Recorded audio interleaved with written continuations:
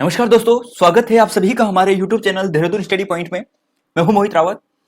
इस वीडियो में हम यूपीएससी द्वारा जो हाल ही में वन दरोगा का एग्जाम कराया गया था, उसकी एक अनुमानित कट ऑफ के बारे में डिस्कस करेंगे। हमने इसका एक पहले वीडियो भी बनाया था साथियों, लेकिन आप सब जानते हैं कि हाल ही में आयोग द्वारा एक शुद्धि पत्र जारी किया गया और उसके माध्यम से जो सीटों का जो क्रम था वो चेंज कर दिया गया। जहां पहले जनरल कर्ल्स की बात करेंगे 90 सीटें थी, अब वहां कितनी हो चुकी है? 55 हो चुकी है। और जहां ओपन में 51 सीटें थी, वहां 92 सीटें हो चुकी है। तो दोस्तों, ये सीटों का जो समीकरण है टोटल ही चेंज कर दिया। इस आधार पर हमने एक नई कट ऑफ डिसाइड किया दोस्तों। मोस्ट प्रोबेबली चांस यही है कि इसी के आसपास कट ऑफ रहनी चाहिए। अगर हम बात करें साथियों, जनरल की बात करते हैं, जैसे गर्ल्स की बात करेंगे, तो साथियों गर्ल्स में -35 सीटें कम हुई है। -35 सीटें कम होने के कारण क्या होगा कि जो अनुमानित कट ऑफ होगी गर्ल्स की, वो लगभग 60 के आसपास रहेगी। हमने जो पहले अनुमान लगाया था वो 58 के आसपास लगाया था, 58 प्लस -2। लेकिन अब जो अनुमान है वो 60 प्लस -2 हो सकता है, क्योंकि 35 सीटें बहुत ज्यादा होती है। अब अगर हम बॉयज की बात करें या ओपन की बात करें, तो ओपन में 41 सीटें बढ़ी है। तो 41 सीटें बढ़ने के कारण जो कट ऑफ होगी जनरल की, जहां हमने पहले 70 मानी थी, अब वहां पे हम 68 प्लस -2 कर सकते हैं। पहले हमने 70 प्लस -2 की था, अब हम यहाँ पे 68 प्लस -2 मान के चल रहे हैं। तो साथियों जनरल की कट ऑफ का अनुमान लगभग यही रहने वाला है। अगर बात करें हम ओबीसी में, तो ओबीसी अगर गर्ल्स की बात करें साथियों, 9 सीटें कम हुई है और इसकी जो अनुमानित कट ऑफ होगी वो 59 के आसपास रहेगी। यानी 59 और प्लस माइनस आप 2 का टॉलरेंस ले सकते हैं। 59 प्लस -2। ऐसी अगर हम बात करें ओपन की बात करें, तो ओपन में 12 सीटें बढ़ी हैं साथियों, और 12 सीटें बढ़ने से जो इसकी अनुमानित कट ऑफ होगी वो 66 के आसपास रहेगी। पहले हमने 67 68 के आसपास मानी थी, तो अब 2 सीटें हम कम कर सकते हैं ओबीसी में। 66 प्लस -2 ये थोड़ा सही ही रहेगा। तो आपको साथियों ये हो सकता है कि जो ये कट ऑफ है इसी के आधार पर रहे। जनरल की बात करेंगे, जैसे गर्ल्स की 60 के आसपास रहेगी, ओपन की बात करेंगे 68 के आसपास रहेगी।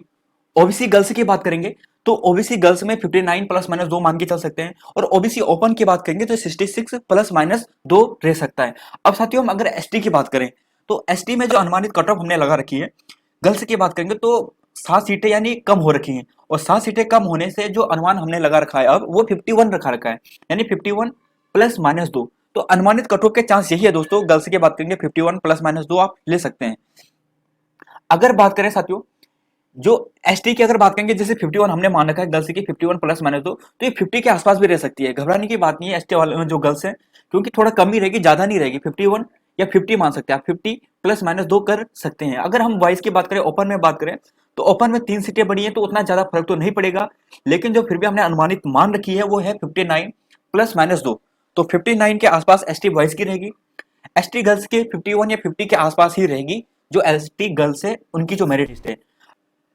अब एससी की बात करें साथियों, तो एससी में जैसे गर्ल्स की बात करेंगे, तो एससी में जो गर्ल्स की सीटें हैं वो 13 कम हुई हैं, और 13 कम होने से दोस्तों हमने जो पहले जो अनुमान लगाया था 48 49 के आसपास लगाया था, अब हम उसे एक बढ़ा सकते हैं, लगभग 50 प्लस -1 कर सकते हैं, यानी 51 और 49 के आसपास ही जो एससी गर्ल्स की मेरिट लिस्ट है वो रहने वाली है।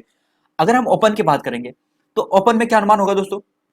ओपन में 14 सीटें बढ़ी हैं, और 14 सीटें बढ़ने के कारण जो अनुमानित कट ऑफ होगी वो 61 पे पहुंच जाएगी, 61 प्लस -1। तो ओपन के ऐसी सीट की बात करें तो वो 61 के आसपास रहने वाली है। 61 प्लस -1 या प्लस माइनस आप इसे 2 भी मान सकते हैं वाइज में, प्लस -2। तो साथियों एससी की जो कट ऑफ रहने वाली है मोस्ट प्रोबेबली यही चांसेस है। अगर बात करें ईडब्ल्यूएस की, तो ईडब्ल्यूएस में अगर गर्ल्स की बात करें तो 2 सीटें कम हुई हैं, और 2 सीटें कम होने के कारण जो इसकी कट ऑफ हो सकती है वो 53 के आसपास रहेगी। 53 प्लस -2 इसके आसपास रहेगी। अगर ऐसी बात करें, जैसे हम ओपन की बात करें, तो ओपन में 11 सीटें बढ़ी हैं, और 11 सीटें बढ़ने के कारण जो इसकी कट ऑफ होगी वो 66 के आसपास रहेगी। पहले हमने 67 68 के आसपास मानी थी, अब हम 66 के आसपास मान सकते हैं, और +- 2 का टॉलरेंस ले सकते हैं, यानी इतना वेरिएशन रह सकता है साथियों, 66 +- 2। अब दोस्तों ये तो एस सी ईडब्ल्यूएस हो गई। अगर हम बात करें डीएफएफ में, तो डीएफएफ में जो अनुमानित कट ऑफ है वो 53 के आसपास है। सबकी सीटें कम हुई है, यहाँ पे डीएफएफ में भी हुई है, ईएक्स में भी हुई है।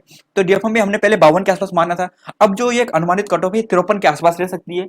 और अगर हम ईएक्स की बात करेंगे तो 49 +- 2 के आसपास ही रह सकती है। तो दोस्तों ये थी अनुमानित कट ऑफ।